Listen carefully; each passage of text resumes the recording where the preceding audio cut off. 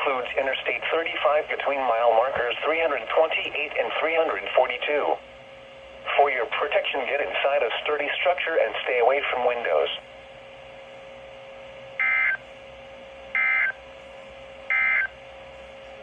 The current